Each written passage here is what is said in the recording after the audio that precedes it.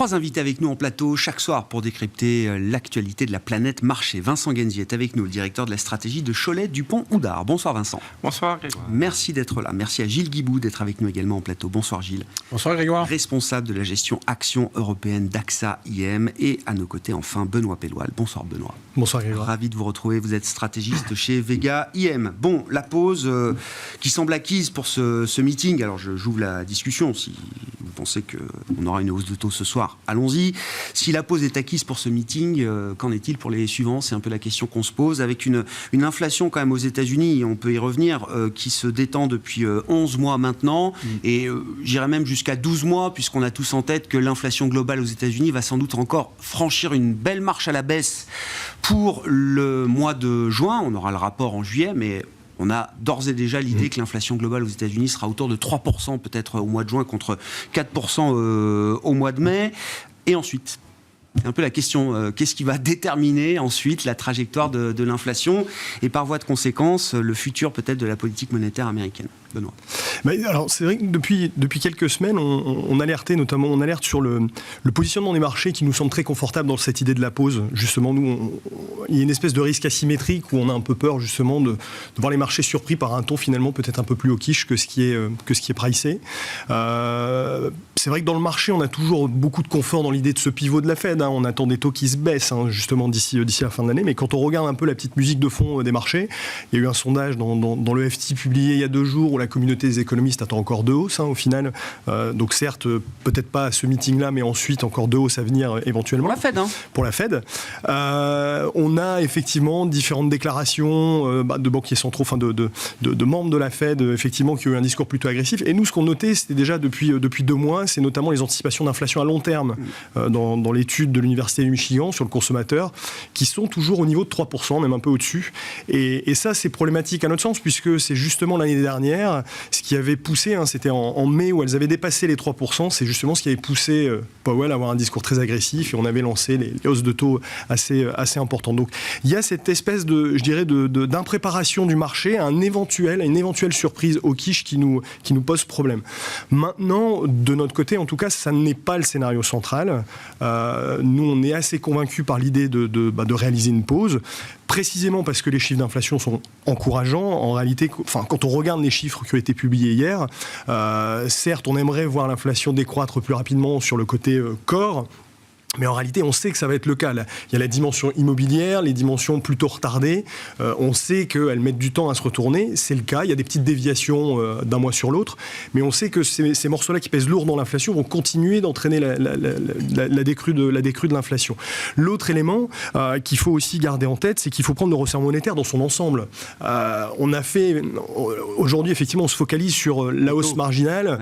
Mais en réalité, on a fait depuis 1 an un resserrement monétaire qui est très important, qui a des conséquences. Il y a le délai de transmission de cette politique monétaire dans le cycle économique qu'il ne faut absolument pas négliger.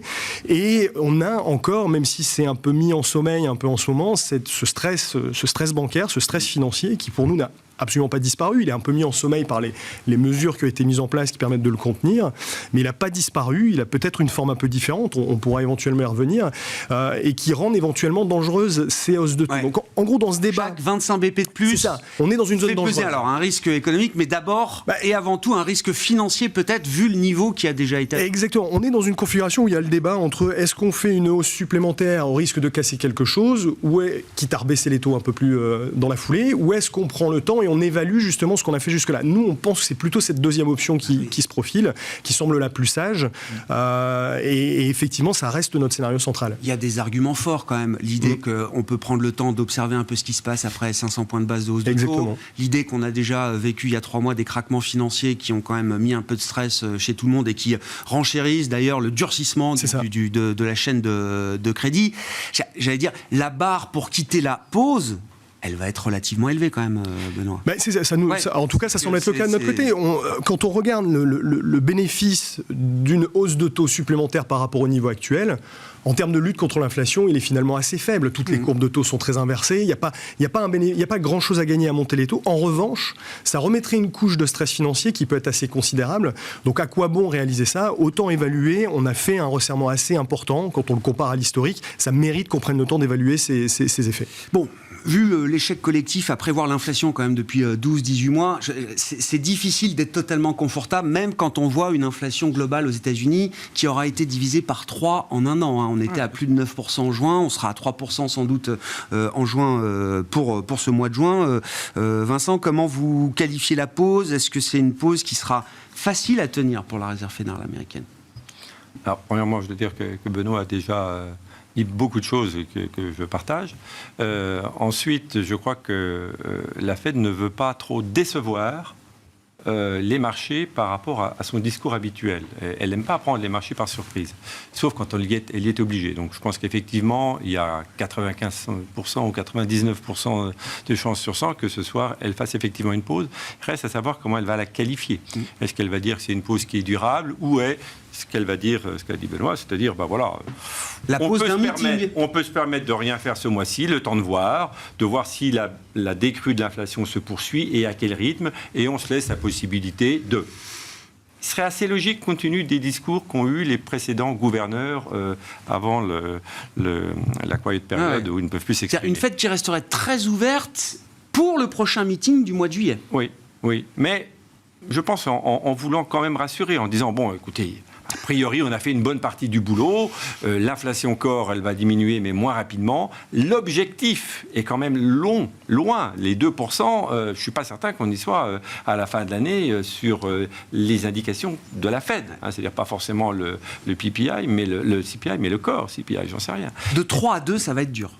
Non, mais même 3 sur le corps CPI, sur ça le corps, va être dur. Sur l'inflation. Oui. Or, la Fed, elle regarde quand même, pour faire baisser les prix, là, on parle de baisse des prix, on ne parle plus de réduire la hausse, mais pour faire baisser les prix par rapport au niveau qu'on a atteint aujourd'hui, il faut qu'il y ait une baisse de la demande. Aujourd'hui, on n'a pas cette baisse de la demande. Les industriels ont encore une énorme capacité à augmenter les prix.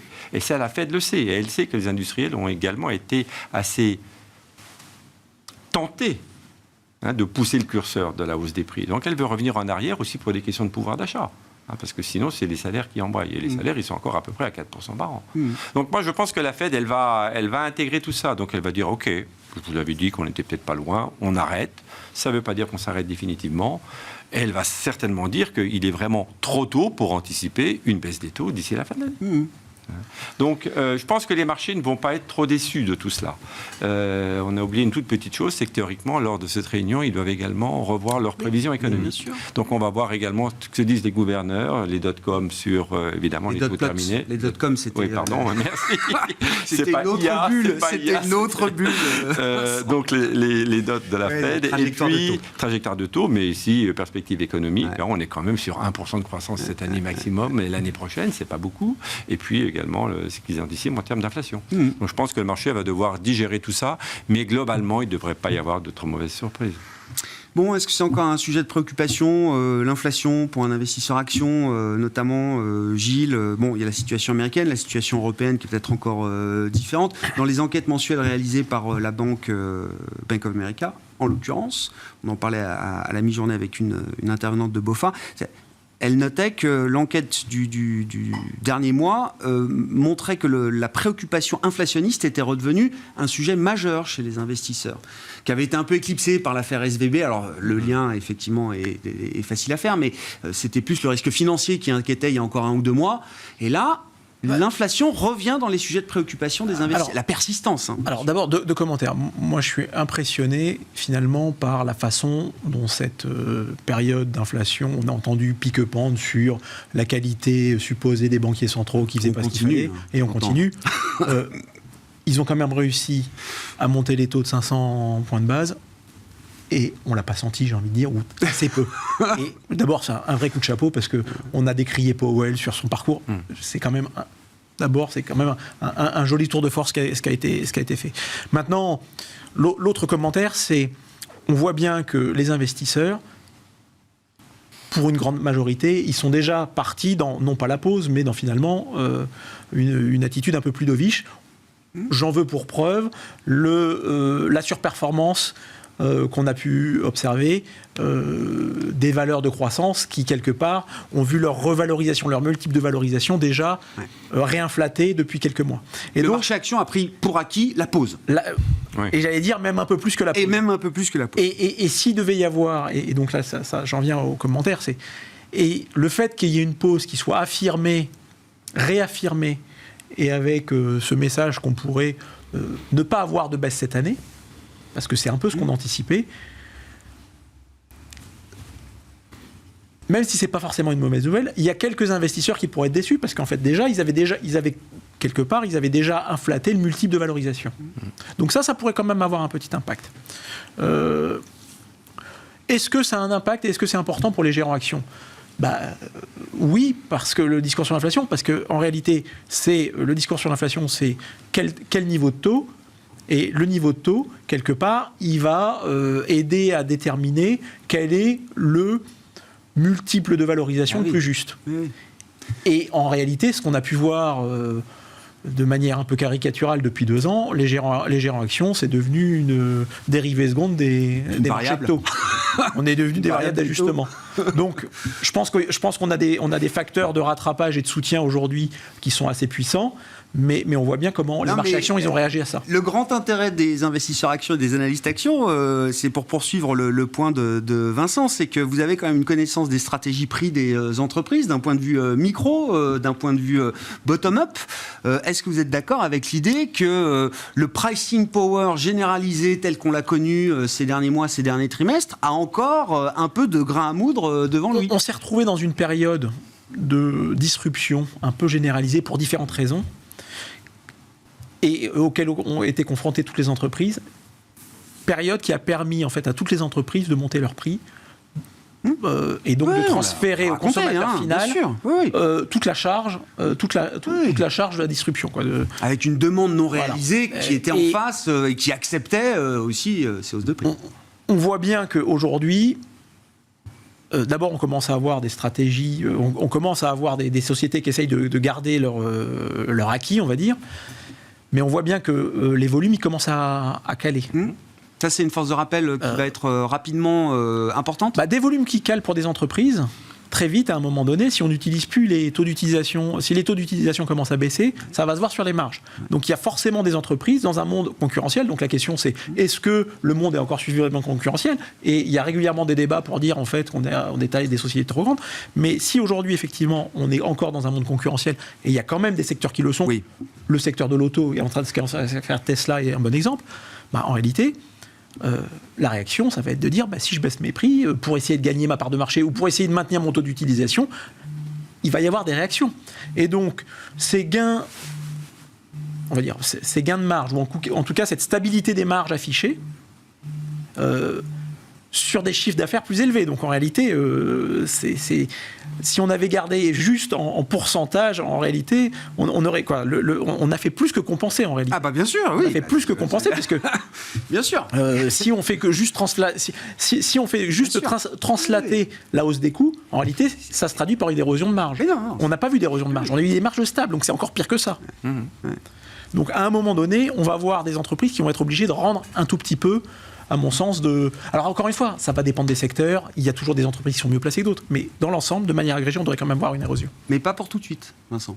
C'est ce que vous dites. La vitesse, c'est très difficile à maîtriser, parce que vous savez quand même que un des déterminants, c'était que les épargnants avaient beaucoup d'excédents d'épargne, en Europe, aux États-Unis, en Chine, au Japon, partout. Donc ils sont précipités pour acheter à n'importe quel prix. Là, on arrive un peu au bout. C'est-à-dire qu'il y a encore de l'excédent d'épargne, mais ça ne veut pas forcément dire qu'ils vont continuer à taper dedans aussi vite. Donc, je pense que les consommateurs vont commencer à bouger un petit peu. Et puis, les goulots d'étranglement, ils sont également pas mal assouplis. Donc, il y a un peu moins de pénurie. Les carnets de commandes doivent être également un peu moins fournis. Donc, ça peut se retourner peut-être plus vite. D'accord. Après, il y a encore, je disais, c'était patron de Safran dans le FT. Alors, c'est peut-être juste l'industrie aéronautique. C'est quand même un énorme business. Aéronautique et défense. Oui, aéronautique, défense. Il n'y a pas une once d'amélioration sur les problèmes de supply chain depuis le Covid, aujourd'hui, en juin 2023. Non, mais surtout qu'il y a toujours les problèmes de tension personnelle. Et on parle d'accéder aux composants. Bien sûr. Oui. Donc dans certains secteurs, ça reste quand même majeur, la question de l'offre. Non, c'est pour ça que quand on disait que l'objectif de la Fed, elle l'avait dit à un moment donné, c'était de faire baisser la demande pour ramener l'inflation dans les clous. Bon, on en est loin. Sur la demande, alors je vous laisse commenter bien sûr Benoît, mais cette idée que l'épargne excessive résiduelle pourrait se transformer en épargne de précaution, au final. Et c'est un peu peut-être l'erreur d'analyse qu'on a fait sur la Chine, en se disant oulala, ils ont vachement épargné pendant 3 ans, à force d'être confinés, le revenge shopping va être à la hauteur de l'épargne qui avait été accumulée. Sauf que les Chinois ne sont pas les Américains, ils vivent dans un monde un peu différent du point de vue notamment des filets de sécurité, etc. Je ne parle même pas de l'Europe en comparaison, et qu'on comprend qu'une partie de cette épargne excessive, elle devient très vite de l'épargne de précaution. Mais c'est ça, c'est justement l'exemple que j'allais citer, c'est la Chine. Tout le monde s'attendait à ce déluge d'épargne qui allait être mobilisé, nourrir la croissance. Finalement, on voit que c'est clairement décevant par rapport à ce qui pouvait être attendu. Et effectivement, ce qui détermine les comportements d'épargne, c'est parfois très complexe. Et il ne faut pas oublier que, en partie, ce qui les détermine, c'est la confiance aussi qu'on a dans son système de santé, son système de retraite. Et effectivement, en Chine, on peut légitimement comprendre, pour des ménages qui ont en plus été mis à rude épreuve avec les déboires du marché immobilier, auxquels ils sont très très exposés, il y a une volonté de conserver une large part d'épargne de précaution. Alors après, aux États-Unis, c'est pas la même chose. Et il y a notamment un recours au crédit qui est extrêmement très important. Ouais. C'est-à-dire que les ménages américains, depuis assez longtemps, et c'est probablement ça qui tient l'économie américaine, qui l'empêche de freiner aussi plus rapidement, c'est qu'effectivement, on mobilise son épargne. Et ça, c'est plutôt les ménages les plus modestes. Mais je suis tenté de dire que ça, c'est plutôt déjà fait et que le reste de l'épargne ne va pas forcément être mobilisé pour consommer. Et ensuite, on utilise le levier du crédit. Ouais. Et dans les deux cas, ce qu'on constate, alors je sais, ça prend du temps, les délais c'est toujours très compliqué, les délais. Voir l'économie ralentir et faire freiner l'économie alors qu'on l'a surstimulée avec des chèques faits aux ménages, ça prend peut-être plus de temps. Mais ce qu'on voit, c'est que le taux d'épargne en flux, il est en train de remonter et que les crédits, notamment les crédits qui sont les plus destinés à la consommation, les crédits conso, etc., les taux sont devenus très élevés et ça se retourne. Les encours de crédit se retournent. J'ai vu 20%, c'est ça, sur des taux de crédit à la consommation aujourd'hui, c'est ça. Donc voilà, cette logique de mobilisation de l'épargne et de recours au crédit, même pour des Américains, ça va commencer à toucher ses limites et c'est ce qui implique le freinage. Maintenant, sur cette logique des marges, ce qui est très problématique, c'est vrai que c'est à se demander si on n'est pas tous victimes de l'illusion monétaire en réalité, parce que peut-être qu'on se dit on a eu une hausse de salaire, l'inflation est beaucoup plus élevée, mais bon, j'ai eu une augmentation de salaire, donc je continue d'accepter des tarifs beaucoup plus élevés. Est-ce combien mon panier a augmenté? C'est ça, exactement. Je veux dire, à quelques pourcents près. Et il y a peut-être, notamment quand on dresse le portrait de l'économie américaine, déjà beaucoup de données sont publiées en nominal, sur les mets en réel, c'est beaucoup moins flatteur. Vous regardez les ventes au détail, en réalité, ça fait des mois que ça se contracte. On n'a pas du tout les chiffres qui sont en nominal. Même chose sur ce qui est le proxy de l'investissement, les biens d'équipement, corps, même chose, vous retraitez de l'inflation, ça ne dresse pas le portrait d'une économie très florissante. Et surtout, sur cette thématique-là, le problème, en réalité, c'est plus déporté en Europe qu'aux États-Unis. C'est aujourd'hui, en Europe, en réalité, on a plus une problématique de salaire combinée à une problématique de marge où finalement, les marges entretiennent... On se retrouve avec les deux phénomènes, les deux facteurs inflationnistes. On pensait ne pas avoir en Europe. Les plus embêtants à gérer, quoi. Et exactement. La problématique, c'est que jusqu'à présent, l'inflation s'est corrigée en partie assez rapidement, plus rapidement que prévu, même en réalité sur l'inflation totale, parce qu'il y a une dimension matière première, parce que c'est les problématiques logistiques. Sauf que là, c'est le plus difficile. C'est-à-dire que cette inflation-là à corriger, elle nécessite de faire freiner l'économie. Donc en réalité, les effets négatifs du resserrement et de chaque hausse marginale, ils sont là devant nous parce qu'on n'a pas d'autre choix que de faire freiner l'économie si on veut lutter contre ce type d'inflation. Juste petite parenthèse sur la Chine, là, on a vu alors tout au cours du mois de mai différentes mesures annoncées, monétaires, budgétaires, etc. On a vu hier une baisse d'un des taux directeurs de la Banque centrale chinoise. C'est une accumulation de signaux qui fait dire que le régime est en train de prendre conscience que la reprise est peut-être pas suffisante pour l'objectif d'être autour de 5%. Elle est clairement pas suffisante. Enfin voilà, c'est clairement le souci de respecter l'objectif qui a été annoncé. Maintenant, on peut avoir des doutes sur l'efficacité une nouvelle fois de cette relance. On a évoqué les comportements d'épargne. Ce qui s'est passé dans l'immobilier en Chine est un quasi-traumatisme pour les ménages. Donc, restimuler une économie où ils l'ont fait habituellement par l'immobilier, là, ça va être un peu différent, sachant qu'en plus, il ne faut pas l'oublier, l'économie chinoise fonctionne avec le reste du monde. Et du côté des exports, c'est pas génial. Donc, à la fois, le moteur interne, on a des doutes sur l'efficacité de le relancer, et le moteur externe, il n'a pas des perspectives super florissantes. On en vient au marché ? Non, ouais. Bah, tiens, c'est intéressant aussi parce que je vois que le DAX a pris la relève du CAC en Europe. Là. C'est le DAX qui marque des records aujourd'hui. Le CAC marquait ses records fin avril. Ouais. Enfin, le DAX coupon inclus, toujours le même. Oui, bien sûr, oui, avec les dividendes. Non, mais je sais pas, comme on parlait de la Chine, l'Allemagne est en récession, le DAX est au plus haut historique. Je sais pas, est-ce que la Chine a une affaire à voir avec cette histoire ou pas? Alors, je ne sais pas ce qui aujourd'hui fait bouger le DAX précisément, mais très clairement, la perspective d'avoir une récession moindre parce que l'activité va un peu mieux, c'est pas mal pour les valeurs industrielles et donc c'est pas mal pour l'Allemagne. Et puis on dit, bon ben voilà, là, on a eu une récession technique en Allemagne, on n'a pas passé le creux. J'ai toujours beaucoup de mal à commenter la performance des indices, pour être très honnête, parce qu'en réalité, ça peut être lié à des effets de structure et de valeur. Donc, au-delà des effets de coupons, il peut y avoir des effets de structure. Là, j'ai pas regardé aujourd'hui, effectivement. Non, c'était... Qu'est-ce qui marque alors justement la dynamique des marchés actions en Europe là depuis ces dernières semaines? On note que il y a moins de surperformance pour dire les choses. Enfin, l'Europe sous-performe, mais tient des niveaux de prix qui sont quand même élevés. Ce qu'on a pu voir, c'est qu'en réalité, si on regarde de manière un peu macro, l'Europe, c'est un proxy de la croissance mondiale. C'est un marché dans lequel on va investir parce qu'il est cyclique. Ouais. Il est perçu comme cyclique parce que c'est l'économie la plus ouverte sur le monde. 50% à peu près des chiffres d'affaires, même un peu plus, des entreprises européennes sont faites en Chine et aux États-Unis. Donc quand ça va bien et quand il y a une reprise, ce qu'on attendait en début d'année, l'Europe, c'est effectivement l'endroit où on peut aller capter ça. D'autant qu'en plus, en début d'année, on avait cet intérêt toujours pour la value et notamment pour le secteur bancaire qui bénéficiait de cette amélioration, on va dire, de fonds qui étaient les marges d'intérêt. De ce point de vue-là, le resserrement des conditions de crédit lié à ce qui s'est passé aux États-Unis avec SVB, une reprise un peu moindre en Chine, et le poids du secteur bancaire sont très clairement venus mettre un tout petit peu un couvercle sur la performance.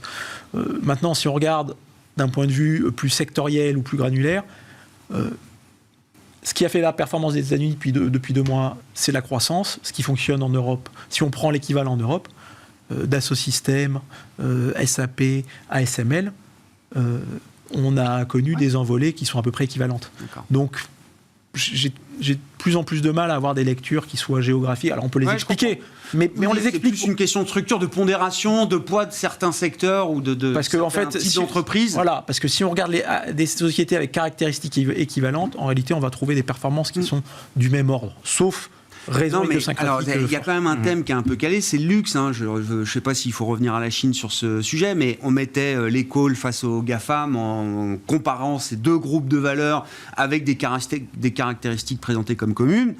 Bon, les GAFAM et quelques autres continuent leur envolée. Le luxe, lui, a connu un vrai coup d'arrêt au mois de mai. Il cale sur la partie peut-être chinoise. Alors, il cale sur la crainte que la Chine, leur démarrage soit pas aussi fort. Il cale sur le fait que le marché américain est vraiment en train de ralentir et ça a été un très gros moteur de croissance. Hein. On est le business du luxe. Sur le business du luxe. Là où, dans le même temps, il y a un truc qui s'appelle l'intelligence artificielle qui est venu redonner un coup d'accélérateur sur toute la sphère technologique. Donc voilà, il y a aussi des raisons. C'est pas tout à fait les mêmes rythmes, mais voilà, il y a aussi ces éléments qu'on doit prendre en compte. Bon, on est reparti 10 ans avec les GAFA, là, du coup, avec l'intelligence artificielle. Non, je suis pas sûr du tout. Je suis pas sûr du tout. Déjà, on a déjà eu 10 ans. Hein. Des cycles de 20 ans, généralement, ils se font pas one shot. Mais c'était l'enseignement qu'on tirait de ce cycle de 10 ans, de dire, il y a de grandes chances que les leaders des 10 dernières années, les so-called GAFAM, ne soient pas, ou plus les seuls leaders, en tout cas, du nouveau cycle ou du futur nouveau cycle devant nous. Bon. Mais je pense que c'est pas faux. D'accord. Le marché se trompe. Tout à l'heure, tu as parlé de .com. Voilà, tu fais le lien. IA, c'est .com. Alors, on ne peut pas comparer. This time is different. C'est pas bien quand on dit ça. Hein. Non. Parce que généralement, c'est mauvais signe.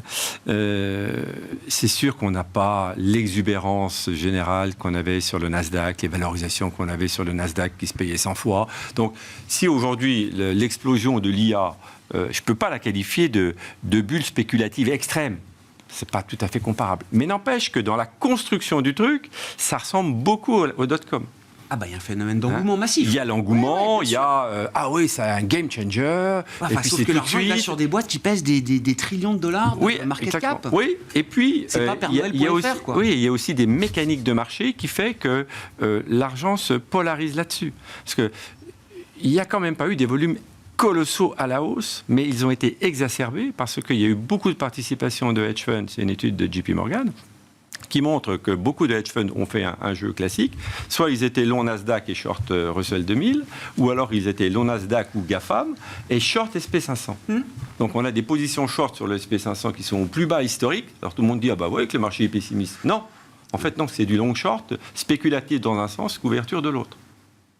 Donc, je ne sais pas comment ça va se terminer. Ça peut continuer parce que ces mouvements-là, spéculatifs, généralement, s'arrêtent de leur belle mort. Mais après, c'est intéressant. La semaine dernière, là, ce long Nasdaq, short Russell 2000, on a vu que la semaine dernière, il s'est un peu résorbé. Mais bien sûr. Et je fais le lien avec ce que disait Gilles tout à l'heure, quand on parlait des valeurs de luxe. Moi, j'étais interrogé sur le jour où LVMH a publié. Et toutes les valeurs de luxe montaient. Je dis, voilà, c'est joué. LVMH n'a pas fait plus haut depuis. Non. Bon. Est-ce qu'on va avoir la même chose sur les GAFAM quand elles verront les résultats du deuxième trimestre? Je ne sais pas. En tout cas, ce qui est sûr, c'est que jusqu'au mois de mars, la techno rebondissait, parce qu'elle a fait son point bas à l'automne dernier. Mais ça n'empêchait pas le marché américain d'être très en retard. Et puis une fois, j'ai dit, il y a un rattrapage qui va venir sur le marché américain. Et donc, c'est vrai que il y a eu une diffusion de la surperformance des grosses capis les unes après les autres. Elles n'ont pas toutes remonté en même temps. Rappelez-vous Tesla qui a aussi, à un moment donné, s'est réeffondré avant de remonter. Et puis, il y a eu les dernières semaines, effectivement, le phénomène IA qui a tout bouleversé. Ça ne peut pas durer. À ce rythme-là, avec cette intensité-là, comme vous dites. Forcément. Et Gilles, la question, c'est finalement, qu'est-ce que l'IA va apporter ? Est-ce que c'est uniquement de la croissance ? Et si on raisonne, finalement, ce qu'on dit, c'est surtout effectivement de l'efficacité, puisqu'on va tous être remplacés par des robots. Bon, dans un marché efficience et encore compétitif, ces économies, ces gains d'efficience, ils vont être rendus en partie aux clients, parce que les clients vont dire si ça vous coûte moins cher, je ne vais pas continuer à payer aussi cher. Surtout que finalement, vous avez des effets d'échelle. Donc, en réalité... C'est ultra déflationniste, quoi. Alors, ça peut être en partie déflationniste. Et donc, je pense que suivant la structure des marchés sous-jacents, s'ils sont plus ou moins fragmentés, effectivement, il peut y avoir des impacts déflationnistes. Et donc, ça peut en tout cas peser sur les taux de croissance. Parce qu'effectivement, ça va permettre une diffusion plus importante, l'émergence de nouveaux business, ça sera intéressant, parce que c'est des business qui, jusqu'à maintenant, coûtaient trop cher à mettre en place, et finalement, peut-être que cela coûte trop. Ça permettra de faire des choses moins chères. Et donc, ça va rebattre un peu les cartes. Mais c'est pas que du positif. Je pense qu'il y aura un effet déflationniste. On est très focalisé sur les méga cap US dopés à l'IA, mais il y a tout en effet miroir, toute la partie du marché ou des secteurs ou des valeurs qui baissent. Plus le thème IA monte, plus on voit certaines valeurs baisser. Je ne les cite pas, mais on en a en tête quand même. Les sociétés qui ont de services qui ne sont pas du service sur le terrain, mais on peut prendre personne parce que c'est celle-là qui a donné là. Dans l'éducation. Où on peut substituer par un service qui coûte moins cher, effectivement, il y a des sociétés qui vont être sous pression. Donc ces sociétés avec des profitabilités relativement faibles et des barrières à l'entrée relativement faibles, effectivement, pourront souffrir. Là où ce qu'on voit, et ce qui est assez intéressant, et je finirai là-dessus, c'est qu'en réalité, ceux qui ont émergé comme étant gagnants, c'est ceux qui fournissent les pelles et les pioches d'aujourd'hui. Oui. C'est-à-dire Schneider et Legrand, parce que qui dit IA, dit besoin de plus de data center, et pourquoi Nvidia a monté ? Et donc d'efficience. Et pourquoi Nvidia a monté ? Parce qu'en fait, ça veut dire plus de capacité de calcul et donc plus de computing. Oui, ça, j'allais dire, c'est la chaîne logique évidente de ce qu'on peut se dire à ce stade. Et ça, on est capable de le voir.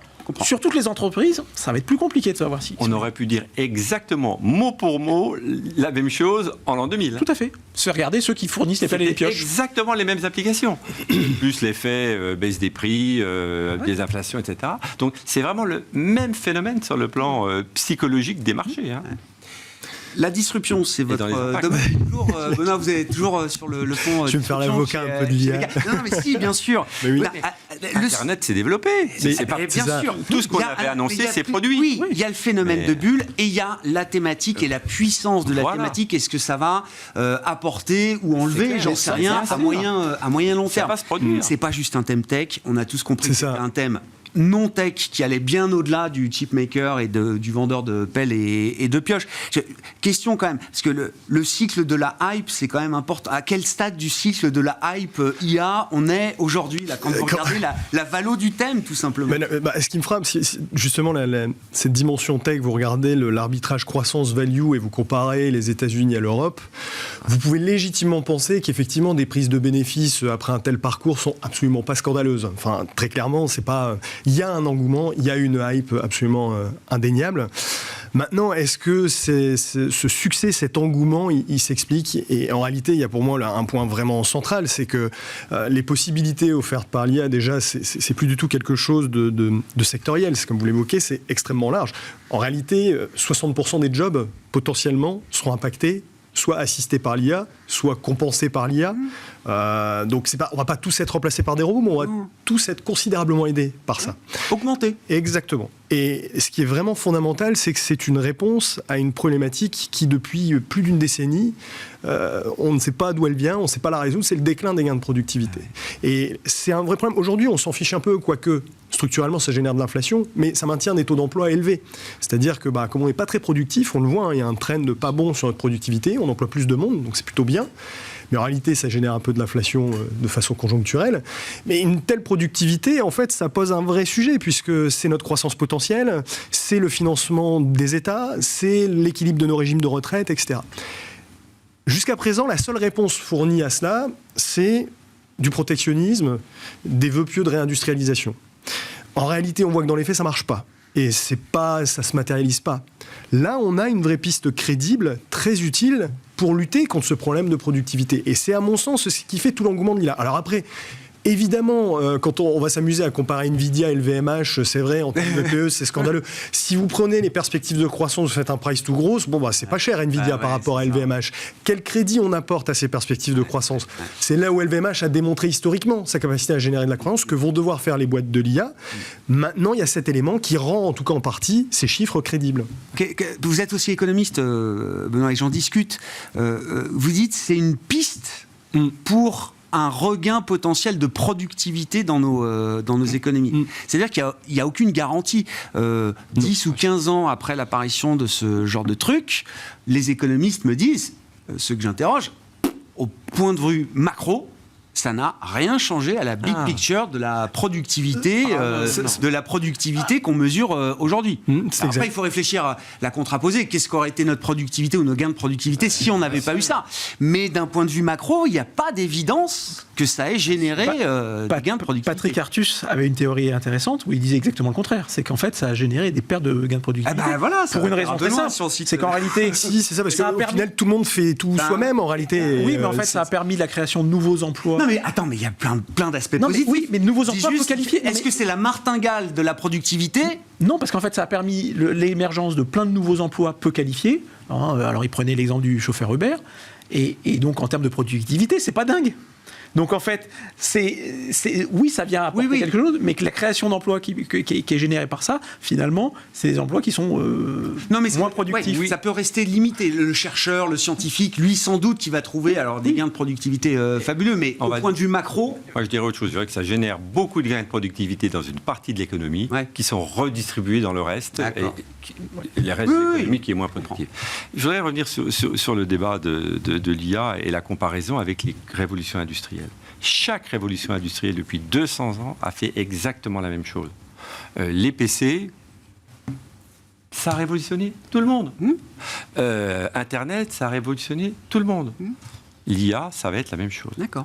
La seule différence entre les trois, c'est qu'à chaque nouvelle révolution, les choses vont de plus en plus vite. Oui. Donc ça peut aussi expliquer en partie que l'engouement soit de plus en plus fort, parce qu'on se dit, oh mais cette fois, c'est ça, Image Defense, ça va être beaucoup plus fort, beaucoup plus rapide. Or, bien sûr, ça va être plus rapide, mais il y aura quand même des laissés pour compte, il y aura quand même des problèmes de survalorisation à un moment donné. Donc, sur le plan économique, tout va se produire, probablement. Surtout qu'on n'a pas parlé de démographie, mais on avait peut-être un problème de productivité, mais on a surtout un gros problème de démographie devant nous. Donc tout ce qui va nous permettre de remplacer le facteur humain, que ce soit des robots japonais pour aider les personnes âgées ou pour traduire plus vite quelque chose, ça va être... On en aura besoin. Donc, mais par contre, c'est la vitesse du marché par rapport à la réalisation microéconomique qui pose problème à un moment donné. Et peut-être un des points pour répondre où est-ce qu'on en est dans la hype. Oui. Le point que je note, est-ce que c'est une preuve, mais en tout cas c'est un élément d'observation intéressant, c'est qu'il y a en ce moment, il y a eu ces dernières semaines, énormément de conférences financières où on a pu rencontrer avec mes collègues un certain nombre de sociétés. Et tant aux États-Unis, où j'avais certains de mes collègues, qu'à Paris la semaine dernière, il y avait un point commun, c'est que toutes les entreprises, tous les CEO étaient interrogés sur l'AI, sur l'intelligence artificielle, quel que soit le secteur. Bien sûr. Donc, où est-ce qu'on est dans la hype ? Assez loin déjà. Moi, mon baromètre, c'est Carrefour. Je l'ai raconté plein de fois. Ah, mais oui. Carrefour 2018, nous utilisons blockchain pour nos services logistiques. Carrefour 2022, nous entrons dans le métaverse. Carrefour avant-hier 2023, nous utilisons ChatGPT dans nos robots conversationnels pour vous aider à faire les courses et élaborer vos recettes. Et tu veux un autre exemple ? Et non, mais juste pour finir sur Carrefour, résultat sur 5 ans, l'action Carrefour, c'est... Ah, oui. Non, mais pour dire qu'on peut en parler... Ouais, bien sûr. Ça ne veut pas dire que c'est pas parce que vous en parlez que ça change votre modèle d'affaires, que ça change votre statut boursier ou votre statut. Comme quoi les marchés sont pas dupes. Alors, regardez les performances qui n'arrêtaient pas de baisser parce que l'IA va tuer le modèle. Ouais. On signe un partenariat avec ServiceNow pour utiliser l'intérieur. Hop, le titre commence à remonter. Ouais, mais il y a des boîtes qui vont devoir démontrer. Capgemini, ça a été ça. Capgemini, ça baisse depuis 2-3 mois. Ils annoncent une extension de partenariat avec Google Cloud sur des applications, usages IA, etc. Le marché prend conscience que oui, Capgemini va quand même être dans un acteur qui va jouer le thème, quoi. C'est ça, comme à chaque fois, tout phénomène de disruption, il y a les gagnants évidents au parcours boursier impressionnant, il y a tout un écosystème derrière qui est un peu moins évident, puis il y a les perdants, il y a ceux qui vont être capables de s'adapter, et là-dedans, il faut réussir à faire le tri, quoi. Non, mais c'est bien parce qu'on surestime toujours les impacts à court terme et puis on a tendance à sous-estimer les impacts de moyen long terme qui peuvent être très importants et très puissants également. Google, lors de son entrée en bourse, c'était le top avait commencé par baisser. Oui. Et puis bon, finalement, ils sont là plus que jamais encore aujourd'hui. Oui, mais il n'y avait pas que PerNoël.fr à l'époque. Oui, il y avait aussi Google, Amazon, mais le marché, et les autres. Et il y avait pas mal de doutes à l'époque, mais pourtant, les valos étaient quand même cool. Mais c'est ce qu'on se disait tout à l'heure. Quand ChatGPT a été révélé au monde en novembre dernier, les premières réactions qu'on pouvait recueillir et qu'on se faisait à l'antenne, c'était de dire « Ouh là là, gros danger pour la rente du moteur de recherche de Google telle qu'elle existe aujourd'hui.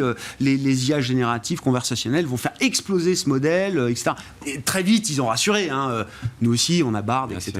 Voilà, mais on se disait que ça allait quand même très vite changer les... Je ne sais pas si c'est un tropisme français, mais aussi immédiatement, on allait dire que c'était peut-être la fin de l'extinction de l'humanité et qu'il fallait absolument réguler. C'est peut-être un tropisme français de voir ça comme ça. Je pense qu'aux États-Unis, on le voit un peu différemment. Ouais.